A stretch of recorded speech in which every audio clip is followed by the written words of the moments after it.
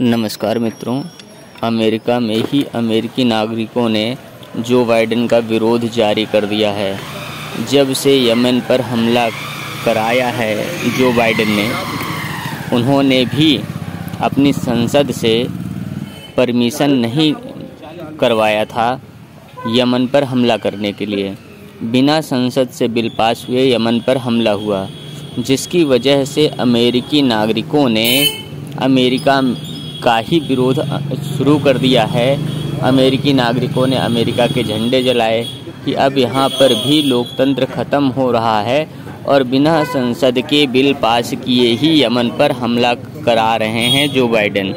इसके लिए जम करके जो विरोध चल रहा है अमेरिका में, उसके अलावा यमन में भी विरोध चल रहा है अमेरिका और ब्रिटेन का कि अमेरिका और ब्रिटेन ने क्यों यमन पर हमला कराया।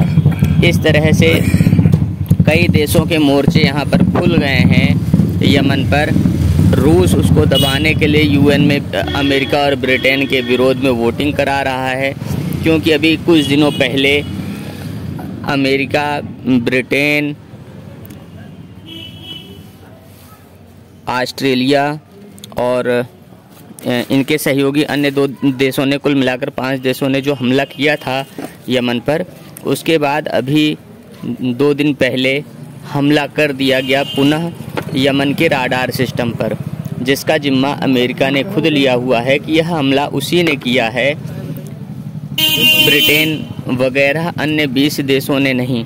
20 देशों की जो युद्ध अभ्यास चल रहा है लाल सागर में, उस युद्ध अभ्यास का इस हमले से कोई मतलब नहीं है जो इजरायली राडार स्टेशन पर हमला किया गया। वो इजरायली नहीं, क्षमा चाहते हैं, यमन के राडार सिस्टम पर जो हमला किया गया, वह हमला केवल अमेरिका का है और अन्य किसी देश का नहीं। इसकी जिम्मेदारी अमेरिका ने खुद ली है। इसके साथ में ही अमेरिका में अमेरिकी नागरिकों ने खुला विरोध जारी कर दिया। जिस तरह से इजराइल में नेतन्याहू युद्ध को बढ़ाते जा रहे हैं और युद्ध बढ़ा करके जो है वो चाहते हैं कि जो वहाँ पर चुनाव होने हैं वो चुनाव टल जाएं या उनके फेवर में सारी व्यवस्थाएं बैठ जाएं, ऐसा चाह रहे हैं। इसी तरह से अमेरिकी राष्ट्रपति जो बाइडेन भी इजराइल के समर्थन में मनमानी तरीके से अमेरिका को भी युद्ध में धकेलने की तरफ तो नहीं बढ़ रहे हैं। इसके लिए अमेरिकी नागरिकों ने अमेरिका में ही विरोध जारी कर दिया कि यमन में क्यों हमला किया गया। यमन से कोई युद्ध तो चल नहीं रहा, या अमन के नागरिकों ने किसी का अपमान तो किया नहीं वहाँ के लोगों का या वहाँ के देश का या जो बाइडेन का या अमेरिका पर किसी भी तरीके का, अमेरिका के किसी दुनिया भर के किसी बेस पर तो यमन ने हमला किया नहीं। तो इसके लिए अमेरिकी नागरिकों ने यमन का समर्थन किया है और इधर यमन में भी प्रोटेस्ट चल रहा है अमेरिका और ब्रिटेन के खिलाफ में। अमेरिकी नागरिक समझते हैं कि इस तरह से जो बाइडेन युद्ध में अमेरिका को उलझा तो नहीं रहे हैं इजराइल की तरीके चुनाव से पहले, और इधर 2019 का लोकसभा चुनाव भी युद्ध करा करके युद्ध का लाभ लेने के लिए जो है चुनावी माहौल बनाया गया था देशभक्ति का।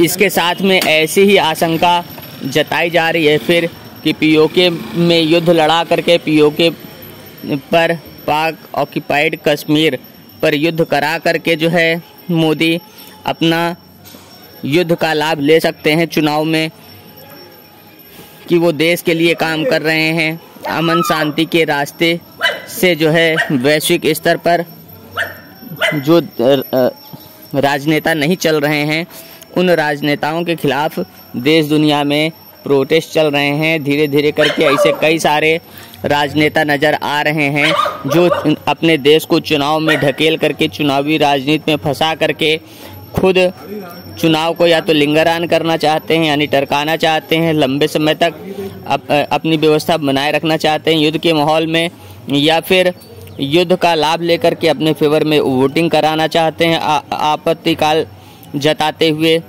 इस तरह की समस्याएं चल रही हैं देश दुनिया में। नमस्कार।